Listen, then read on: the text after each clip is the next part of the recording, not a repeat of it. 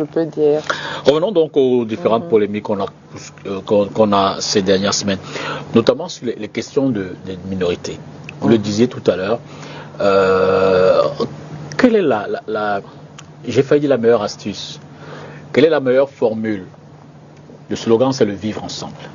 Il y a des problématiques pertinentes qui sont construites autour. Il y a des communautés qui estiment qu'elles respirent moins, je vais le dire comme ça. Il y a d'autres qui estiment qu'elles en veulent plus. Comment dans un pays comme le nôtre, plus de 250 ethnies, une diversité culturelle, traditionnelle, on n'a plus finir, comment est-ce qu'on met tout cela dans une osmose pour vivre ensemble dans un environnement national? Alors déjà, si je fais un peu comme ça, intuitivement, l'exégèse du mot minorité, dans minorité, il y a minus petit. D'accord. Tout à l'heure, on l'a dit.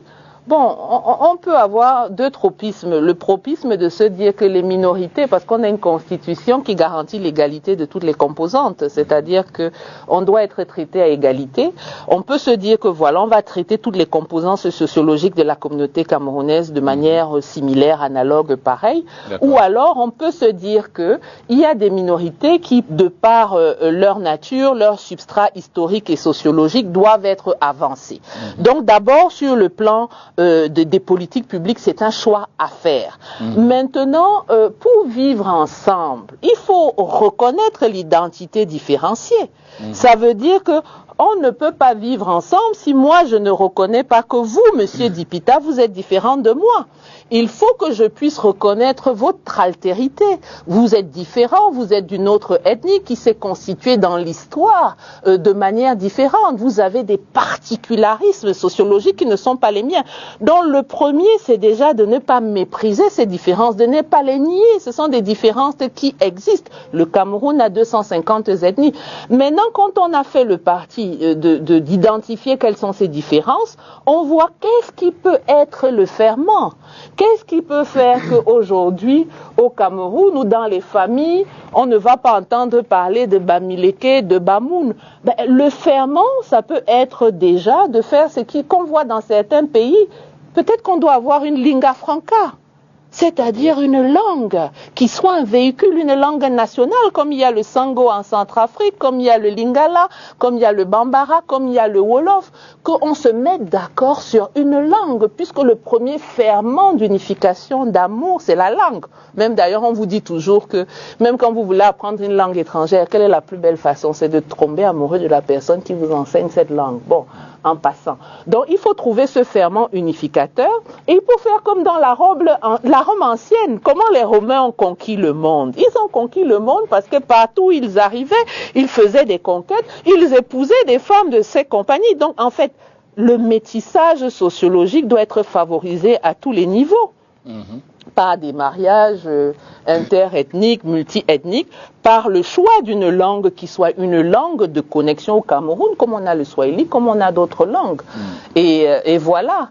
Et par quand même, je le dis, c'est important, la reconnaissance de la souffrance de certaines populations qui se disent minorisées, comme celle du Nord-Ouest ou du Sud-Ouest. Voilà, sans entrer dans les détails. Donc pour vous, je veux dire, pour vous, le débat tel qu'il est mené en ce moment, est instrumentalisé. Je veux dire, ceux qui essayent dans leur discours, dans leur approche analytique, de poser les tribus. Bon, écoutez, j'ai dit que je ne veux pas parler de politique, mais on est quand même dans le contexte d'une élection présidentielle. Vous savez très bien que dans un contexte comme celui-là, rien n'est anodin. Chaque débat est un débat qui sert des visées d'instrumentation politique ou politicienne, donc c'est bien dommage. Parce que la question de fond reste, qu'est-ce qui peut faire qu'aujourd'hui, malgré les difficultés, on peut se sentir tous Camerounais. On peut aimer être Camerounais, qu'on soit Bassa, Betty, Bamoun. On a cette... Et moi qui passe ma vie entre deux avions, à l'étranger quand même, quoi qu'on le dise, peut-être que ces dissensions existent sur le plan national. Quand on se retrouve quelque part, je me suis retrouvée à Cuba il n'y a pas très longtemps et j'ai fait une leçon inaugurale en RDC. J'ai des Camerounais qui sont venus voir ma leçon inaugurale pour ce colloque organisé par le président de la République de RDC. Donc ça veut quand même dire qu'il y a des choses qui peuvent nous rassembler. il faut peut-être avoir une sorte de forum pour réfléchir de manière pas trop intellectuelle, mais pragmatique, parce que moi je suis pour un pragmatisme consensuel à ces questions-là. Pour vous, doit-on légiférer sur ces questions? Le droit est la plus puissante forme d'imagination. Pour changer les sociétés, il faut passer par le moule du droit. Ça veut dire que ça peut être une excellente idée de trouver comment dans un instrument législatif qui est consensuel, on puisse amener les Camerounais à mieux vivre ensemble, comme vous-même vous l'avez dit, Monsieur Dipita. Ça devrait passer par une réforme des institutions de l'État. Le Cameroun, depuis 1996, est un État décentralisé. Je veux dire que d'aucuns pensent que le fédéralisme serait peut-être l'une des voies pour amoindrir ce sentiment antagoniste que certains politiques veulent créer entre les communautés. Est-ce qu'il faut ce type de réforme-là pour combattre ces phénomènes?